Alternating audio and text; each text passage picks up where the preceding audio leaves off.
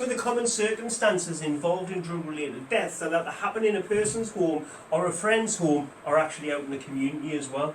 I think something quite significant is that witnesses are likely to be present when somebody's had an overdose. Yeah, that's what we're hearing. Definitely. So, lots of family members have talked about that. They thought that loved one was just asleep, so they've put a blanket over them, but they didn't realise actually that it wasn't just snoring that a person was doing, they were actually fighting for breath. Had that person, yeah, man. So had they had some idea around signs and symptoms of overdoses, then they might have been able to react. We know that sometimes there's several hours between somebody having an overdose and them dying. Yeah.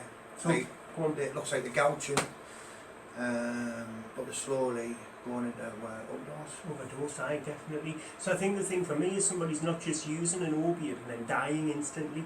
Right, that can take a couple of hours, which gives us a wonderful opportunity to be able to use naloxone. You don't have to stop breathing to administrate it. It's when they're unresponsive. Yeah. If they're not coming round, if you were pushing them and you're not getting anything out of them, that's when you administrate it. Absolutely, man. So obviously there's other drugs which are generally present in the body as well. So a lot of those drug-related deaths which we're hearing about, it's not just showing an opioid as the main causal factor in the death. There's other drugs which are absolutely involved as well. Illegal tablets.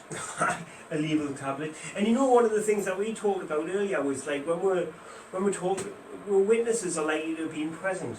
So we know, don't we, that people have real anxiety if somebody's had an overdose in their house. They get really anxious about knowing what to do. They just want to get away from the situation. Yeah. They don't want to be involved. Yeah. What do you think? And they are pretty conscious that that person might go over, and they don't know what to do. What do you think it is that why people don't want to fall? They're worried about consequences. Okay. They're getting involved in, thinking that they're going to get arrested or be involved in that death when that person's obviously took them drugs themselves. An accident. And it could be reversed. Absolutely, man. It could be reversed. Okay.